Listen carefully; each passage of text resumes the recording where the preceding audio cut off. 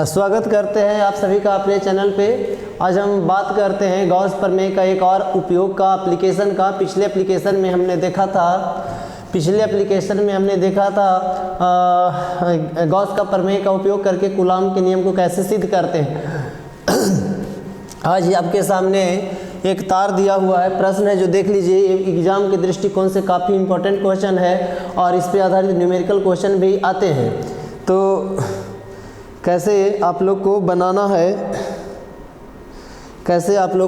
है जो देखेंगे इस पे आधारित न्यूमेरिकल। तो न्यूमेरिकल बनाने के लिए आपको फार्मूला डिराइव्ड होना चाहिए। कभी कभी इस फार्मूला को सिद्ध करने के लिए आ जाता है। तो देखते हैं, पहले न्यूमेरिकल देखेंगे, पहले इसका फार्मूला देखेंगे कैसे हम ड्राइव करते हैं, कैसे है जो प्राप्त करते हैं।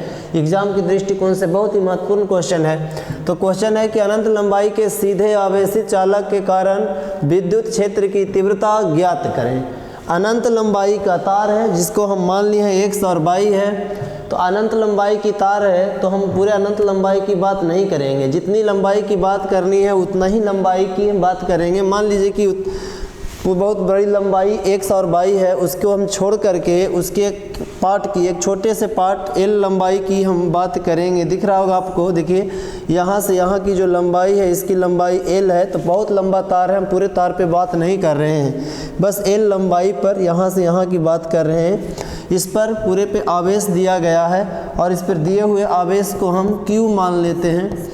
तो जब गॉस प्रमेय लगाते हैं तो हमें एक गॉसियन सरफेस की आवश्यकता पड़ती है और तार है तो तार बेलनाकार होता है। तो इसीलिए तार के लिए जो गॉसियन सरफेस होगा, गॉसीय पृष्ठ होगा, वह बेलनाकार पृष्ठ होगा जिसकी लंबाई हमने l मान रखा है। इसकी त्रिज्या को हम r मान लिया है, हमने r माना है। अब इसकी जो गॉसीय पृष्ठ है, गॉसीय पृष्ठ पर एक बिंदु हम P की कल्पना किए हैं। P पर विद्युत क्षेत्र की तीव्रता E है। जब एक समान रूप से आवेश है तो सभी जगह विद्युत क्षेत्र की तीव्रता E ही होगी और इसका टोटल एरिया को हम A से डिनोट किए हैं। और हम ये सोचते हैं कि ये छोटे छोटे बहुत सारे छोटे छोटे पार्टों से मिलकर के बना है। उन छोटे से पार्ट को हमने dA मान रखा है। इसके 3 बिंदु पर विचार करते हैं। एक बिंदु P है, दूसरा बिंदु Q है, तीसरा बिंदु को हम कैपिटल R मान लेते हैं, यानी P Q R पर विचार करेंगे।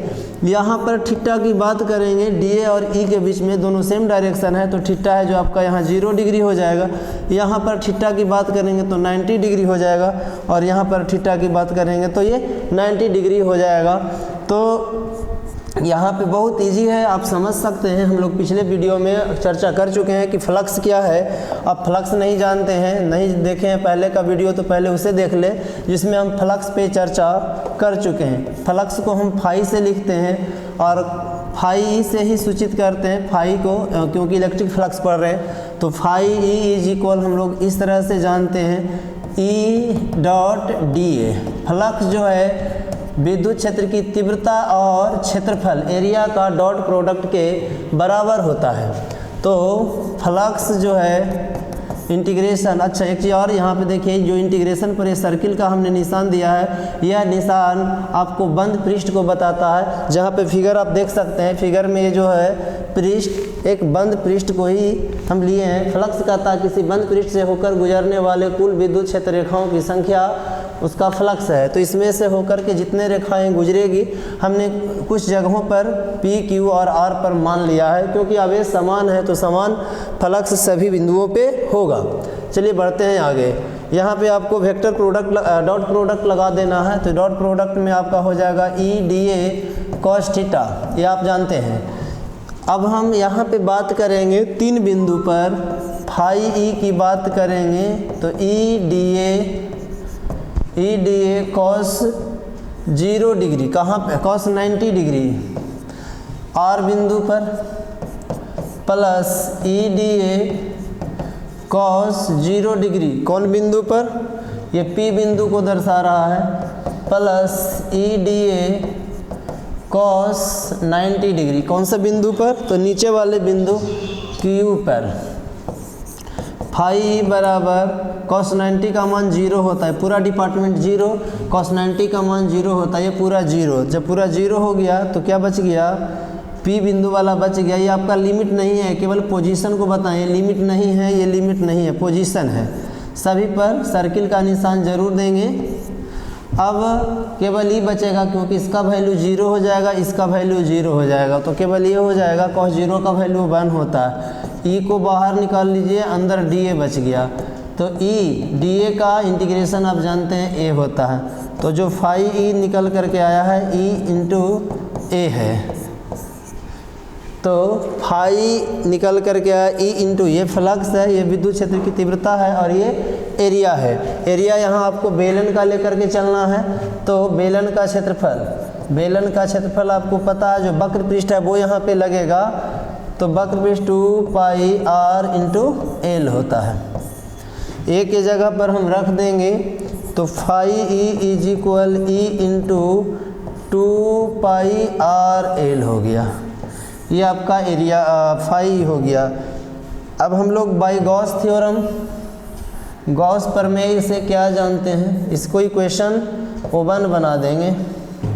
बाई गॉस थ्योरम, गॉस प्रमेय से हम लोग जानते हैं phi E is equal integration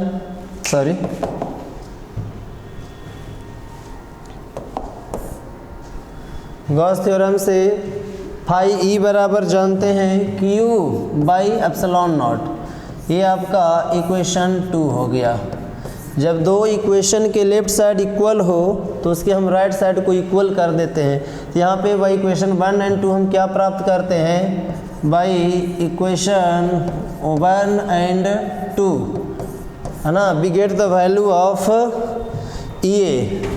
phi ख़त्म हो जाएगा, कैंसिल आउट, तो हम क्या लिखेंगे, फाई चला गया, तो ई डॉट, हम इधर थोड़ा कर रहे हैं, इसका आप स्क्रीनशॉट ले सकते हैं जब तक हम उधर करेंगे।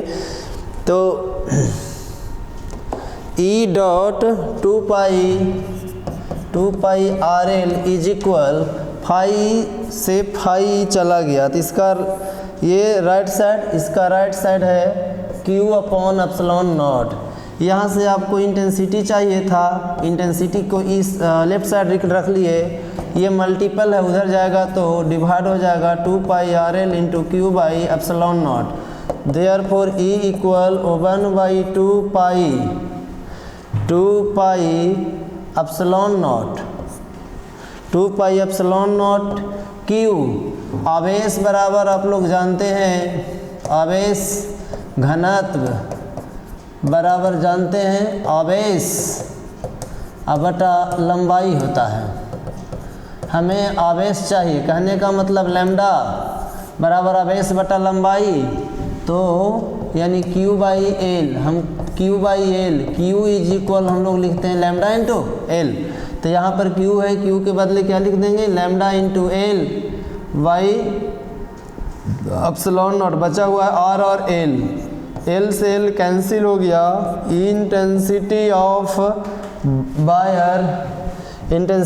Wire 1 by 2 pi epsilon naught into lambda by R. इसका उपयोग करके आप इस पे आधारित लंबे वायर, अनंत लंबाई के जो वायर है, तार है, उसके लिए आप विद्युत क्षेत्र की तीव्रता निकाल सकते हैं। यह क्वेश्चन, ये फार्मूला कई बार ऑब्जेक्टिव में और सब्जेक्टिव में बनाने के लिए ये रहा है। तो आप लोग, उम्मीद है इस क्वेश्चन को अच्छे से देखे होंगे और इसको स्टेप बाय स्टेप आप बना सकते हैं। एक बार हम पूरे को स्क्रीन पे लाते हैं, आप इसका स्क्रीनशॉट ले सकते हैं।